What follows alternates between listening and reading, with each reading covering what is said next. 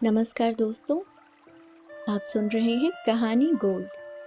आइए दोस्तों सुनते हैं नीरजा हेमेंद्र जी की लिखी कहानी किंतु मैं हारूंगी नहीं। साइमा का घर जैसे जैसे समीप आता जा रहा था, उसके मन मस्तिष्क में विचारों का प्रवाह गतिमान होता जा रहा था। रेलवे स्टेशन के बाहर आकर उसने चारों ओर दृष्टि घुमाई। बसें, टेम्पो, ऑटो रिक्शे, गाड़ियां, कोलाहल व भीड़। जिधर दृष्टि जाती उधर भागते लोग, भागता शहर। बाहर मची आपाधापी का दृश्य देखकर पहले तो वह घबरा गई। पुनः मनोभावों पर नियंत्रण करते हुए वो साहस के साथ आगे बढ़ी। मनोभाव अनियंत्रित हो भी क्यों न, इस शहर में उसके हृदय का अंश अर्थात उसकी पुत्री सायमा जो रहती है, वैसे तो इससे पूर्व भी वह कई बार इस शहर में आ चुकी है, किंतु सायमा के विवाह के पश्चात वह प्रथम बार इस शहर में आ रही है। स्टेशन से बाहर आकर पूर्व निर्धारित कार्यक्रम के अंतर्गत वह अपने एक परिचित को फोन करके बुला लेती है। प्रथम बार अकेले वह सायमा के घर जाना नहीं चाहती, कोई तो हो साथ में, सगे संबंधियों जैसा। उसका कोई नहीं है जो उसके साथ चल सके, उसके साथ खड़ा हो सके। इसी अभाव को पूर्ण करने के लिए उसने अपने एक परिचित को अपने साथ चलने के लिए बुलाया है। वह एक ऑटो तय करके उसमें बैठ जाती है, अपने साथ लाए दोनों बैग को संभाल कर सीट पर समीप रख लेती है। वह बार बार उन बैग पर स्नेह से हाथ को घुमाती है। ऐसा करते समय उसके चेहरे पर आत्मसंतुष्टि के भाव आ जाते हैं। इन दोनों बैग में उसकी पुत्री व उसके ससुराल के सदस्यों के लिए उपहार की वस्तुएं हैं। ऑटो चल पड़ता है। स्टेशन के बाहर साफ सुथरी सड़क पर ऑटो दौड़ने लगता है। वह पहले भी कई बार देख चुकी है इस शहर को, किंतु आज यह शहर नया सा लग रहा है। चौड़ी साफ सुथरी सड़क, दोनों तरफ ऊंची ऊंची बिल्डिंगें, बड़ी बड़ी दुकानें व कार्यालय, रेस्टोरेंट, मॉल सब पीछे छूटते जा रहे हैं। कितना आकर्षक लग रहा है यह शहर।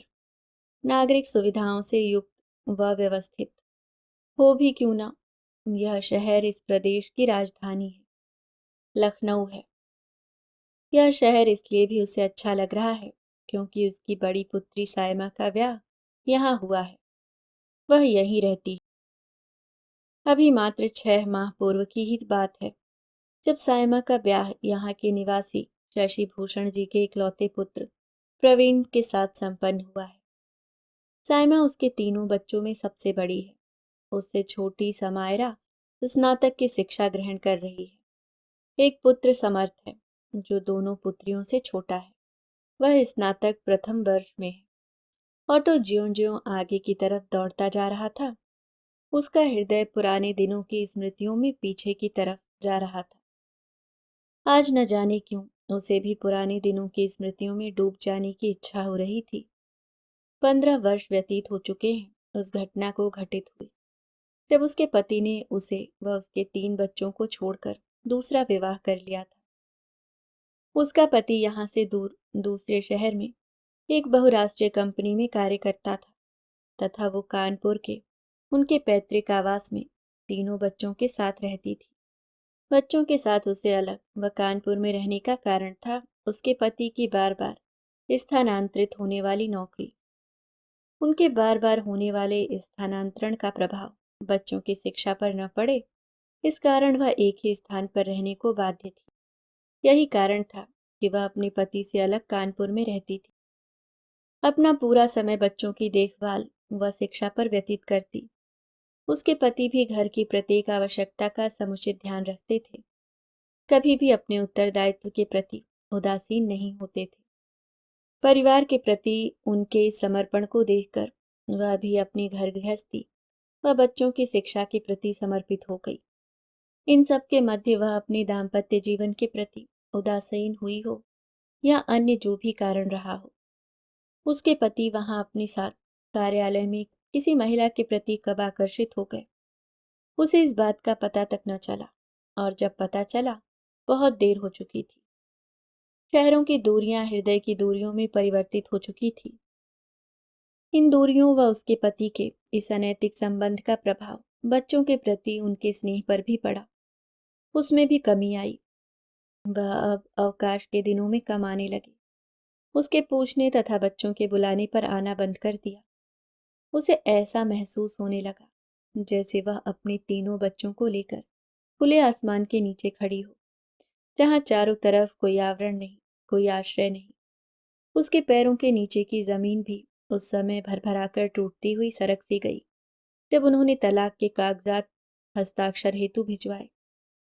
उसने अथक परिश्रम किए अपने टूटते घर को बचाने के लिए, किंतु सारे प्रयत्न व्यर्थ गए। उसके पति ने प्रति माह कुछ पैसे व अपने पैतृक घर का कुछ हिस्सा उसके नाम कर दिया। उसका साहस टूट चुका था, जीने की इच्छा दम तोड़ चुकी थी। उसे जीवित रहना था तो मात्र बच्चों के लिए। घर की आवश्यकताओं को पूरा करने के लिए उसने निजी स्कूल में अध्यापन कार्य किया। किसी कारणवश वो नौकरी छूट गई तो छोटे बच्चों को ट्यूशन पढ़ाए। यहाँ तक कि बुटीक व रेडीमेड कपड़ों की दुकानों पर कार्य किया। शैनी शैनी सब कुछ सुचारू रूप से चलने लगा। तीनों बच्चे पढ़ने के साथ ही साथ अन्य कार्यों में उसका सहयोग करते।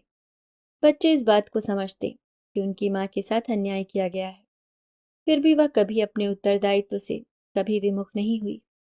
वह जानती थी कि बच्चों का अभी संसार में यदि कोई अपना है तो वह माँ ही है। वह बच्चों से अत्यंत प्यार करती, पिता के हिस्से का, ताकि उन्हें कभी भी किसी प्रकार का भावनात्मक आघात न पहुंचे। उसके स्नेह की छांव व देखभाल में बच्चे आगे बढ़ने लगे। समय धीरे धीरे ही सही आगे बढ़ता गया और उसकी बड़ी पुत्री साइमा विवाह योग्य हो गई। उसकी शिक्षा भी पूरी हो चुकी थी। उसे ऐसा प्रतीत होता था जैसे अभी कल की ही बात हो, जब साइमा नन्ही सी बच्ची थी। आने वाले प्रत्येक रविवार, अवकाश या किसी पर्व के दिनों में उत्साहित होकर पूछा करती थी, पापा कब आएंगे? वे हमारे लिए कौन कौन सी चीजें लाएंगे? इत्यादि अनेक बाल सुलभ प्रश्न, बाल सुलभ बातें। शैने शैने साइमा बड़ी होती गई और माँ के साथ हुए अन्याय को समझने लगी। धीरे धीरे उसके प्रश्न कम होते होते समाप्त हो गए। उसके साथ समायरा व समर्थ भी समय से पूर्व बड़े हो गए तथा अपने पापा से संबंधित प्रश्न पूछने बंद कर दिए।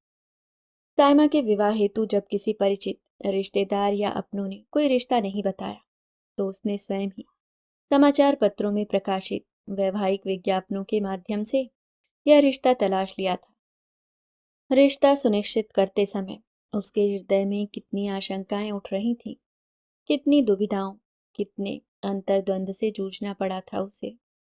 तब जाकर वह इस रिश्ते को हाँ कह पाई। उसका हृदय यह सोचकर कांप जाता कि उसके किसी गलत निर्णय से भावी जीवन में बच्चियों को कोई दुख पहुंचता है तो वह तो अपराध भाव से ग्रस्त हो जाएगी। आखिर वह ही तो है इन बच्चियों की सर्वस्व। विवाह के पश्चात आज वह साइमा की ससुराल प्रथम बार आ रही है। अपने आने की सूचना उसने साइमा के ससुराल में दे दी है। अपने एक परिचित को भी बुला लिया है। वह आज असहज अनुभव कर रही है। यूं तो वह प्रतिदिन फोन द्वारा साइमा से बातें कर लेती है, उसका कुशल क्षेम पूछ लेती है, किंतु उसने आज साइमा से कोई बात नहीं की है। उसने सोचा था वह आज सीधे साइमा के समक्ष जाकर खड़ी हो जाएगी तथा उसे अचंभित कर देगी। यही आज उसकी इच्छा हो रही है। घर घर घर। ऑटो साइमा के घर के सामने आकर रुक जाता है। वह ऑटो से बाहर चारों तरफ दृष्टि घुमाती है। यही है साइमा का घर। सामने एक बहुमंजिला अपार्टमेंट, जिसकी 5वीं मंजिल पर साइमा की ससुराल है। परिवार में सास ससुर, उनका दामाद प्रवीण, प्रवीण की एक छोटी बहन व साइमा है। उसे संतोष है कि उसने पिता विहीन अपनी बच्ची का विवाह एक शिक्षित संपन्न घर में किया है। उसने ऑटो से उतरकर देखा तो अपार्टमेंट के मुख्य गेट पर उसके वो परिचित पहले से ही खड़े थे। उन्हें देखकर उसे प्रसन्नता की अनुभूति हुई कि साथ में कोई तो है, वह अकेली नहीं है। अपार्टमेंट के लिफ्ट से ऊपर चढ़ते समय लिफ्ट में खामोशी सी पसर गई, किंतु उसके मन मस्तिष्क में चिंता युक्त उथल पुथल मची हुई। चिंता एक माँ की कि उसकी बेटी सुखी रहे। चिंता इस कारण भी कि जिंदगी ने उसे पग पग पर छला है। वह अपनी बेटी के किंचित दुख भरे जीवन की कल्पना मात्र से सिहर जाती है। लिफ्ट रुक जाती है। वो साड़ी का आंचल सिर के ऊपर से ढकते हुए एक सिरा जोर से मुट्ठी में दबा लेती है। बेटी के घर के दरवाजे की घंटी बजाते ही कुछ क्षणों उपरांत समधी शशि भूषण जी दरवाजा खोलते हैं। अभिवादन के आदान प्रदान के पश्चात वो मुस्कुराकर उन दोनों को अंदर आने के लिए कहते हैं। उन्हें ड्राइंग रूम के सोफे पर बैठने का संकेत करते हुए स्वयं भी बैठ जाते हैं। वह उनके कुशल क्षेम पूछने के औपचारिक प्रश्नों के जवाब देते ड्राइंग रूम के दरवाजे से दिखाई देने वाले घर के हिस्से की तरफ बार बार देख लेती है।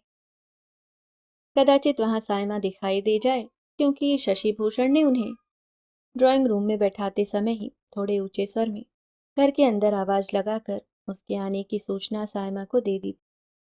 कुछ क्षणों उपरांत शशि भूषण की पत्नी यशोदा भी आकर ड्राइंग रूम में बैठ गई तथा बातें करने लगी। बातें सब्जियों की, मौसम की, सड़कों पर बढ़ते ट्रैफिक की, महंगाई इत्यादि की। सायमा अब तक सामने नहीं आई थी। उसकी अधीरता बढ़ती ही जा रही थी। अंततः वह यशोदा की तरफ मुखातिब होकर पूछ बैठी, सायमा क्या कर रही है? कुछ नहीं, अभी आ रही है। उसके प्रश्नों का उत्तर देते हुए यशोदा के होठों पर हल्की सी औपचारिक मुस्कान उभर आई। लगभग आधे घंटे के पश्चात सायमा आ गई। उसके हाथ की ट्रे में पानी की बोतल और कुछ ग्लास थे। सायमा ने मुस्कुराते हुए उसे देखा तथा उसके पास आकर बैठ गई। उसने यह अनुभव किया कि सायमा की यह मुस्कुराहट सायमा के चेहरे की ऊपरी सतह तक ही सीमित है। उसकी आंखें खामोश हैं, वरना सायमा के होठों पर मुस्कुराहट आने से पहले उसकी आंखें मुस्कुरा पड़ती थीं। उसकी आंखों से झांकती उदासी उससे छिपी न रह सकी। फिर भी वह हृदय को यह समझाती रही कि यह मात्र भ्रम है। सायमा यहाँ खुश है। वह ऊहापोह की स्थिति में बैठी रही। उसने समीप बैठी सायमा को ध्यान से देखा। कुछ थकी थकी सी लग रही थी वो। नई नवेली दुल्हन सा, कोई बनाव श्रृंगार नहीं था उसका। साधारण सी, चुप सी। सायमा से अकेले में बातें करने के लिए वह अधीर हो उठी, किंतु यह संभव न था, क्योंकि सायमा आज उसके साथ विदा होकर मायके नहीं जा रही थी। सायमा से अकेले में बातें करने का कोई अवसर नहीं मिला उसे। अपने साथ लाई उपहार की वस्तुओं को उसने सायमा की सास को दे दिया। कुछ देर रुकने के पश्चात शाम होते ही वह घर के लिए निकल पड़ी। जाते जाते अगले माह के प्रथम सप्ताह में सायमा की विदाई तय कर गई। वह शीघ्र सायमा को अपने पास बुलाकर कुछ समय के लिए अपने पास रखना चाह रही थी। उससे उसका हाल पूछना चाह रही थी। दिन निकलता, रात ढलती, पुनः दूसरा दिन आता। वह अज्ञात आशंकाओं में घिरकर दिन व्यतीत कर रही। वह सायमा के आने की तिथि की प्रतीक्षा अधीरता के साथ कर रही थी। जब सायमा यहाँ आएगी उसके पास, समय अपनी ही गति से चलता है। यदि हम समय से शीघ्र व्यतीत होने की अपेक्षा भी करें, तो भी वह अपनी ही धुन, अपनी ही गति से चलता है। हमारी अपेक्षाओं की, हमारी शीघ्रता या विलंब की परवाह नहीं करता। अंततः वह दिन भी आ ही गया जब सायमा प्रवीण के साथ आ गई। सायमा के आ जाने से वह प्रसन्न थी। दोपहर के भोजन के उपरांत सायमा से बातें करने का अवसर मिला। सायमा भी अपनी माँ से अपने हृदय की बातें, अपने दुख सुख की बातें बताना चाह रही थी। बातों का क्रम ज्यों ज्यों आगे बढ़ता जा रहा था, खुशियां मुट्ठी में बंद रेत सी धीरे धीरे फिसलती जा रही थी। कारण था सायमा के ससुराल वालों द्वारा उसके साथ किया गया विश्वासघात, झूठ, छल। विवाह पूर्व प्रवीण एक निजी कंपनी में नौकरी करता था, किंतु कुछ अनियमितताओं की वजह से उसे नौकरी से हटा दिया गया था। इस बात का प्रवीण के मस्तिष्क पर गहरा प्रभाव पड़ा तथा वह अवसादग्रस्त हो गया। वह असामान्य व्यवहार करने लगा। छोटी छोटी बातों पर क्रोध व चिड़चिड़ापन उसके स्वभाव में सम्मिलित हो गया। इलाज करवाने के पश्चात भी उसकी दशा में कोई सुधार न होता देख उसके घर वालों ने उसका विवाह कराने का निश्चय यह सोचकर किया कि विवाह उपरांत पत्नी के संपर्क में आने के बाद उसकी मानसिक स्थिति सामान्य हो सके। उसके लिए उन्हें मिली पिता विहीन बच्ची सायमा। विवाह उपरांत भी प्रवीण की मानसिक स्थिति में सुधार नहीं आया। वह कोई काम भी नहीं करता है। अभी वह आर्थिक रूप से अपने पिता पर निर्भर है। भविष्य में क्या होना है ज्ञात नहीं। सायमा की यह बातें सुनकर उसके पैरों के नीचे से जमीन खिसकती जा रही थी। यूं लग रहा था जैसे प्राण ही शरीर से निकल जाएंगे।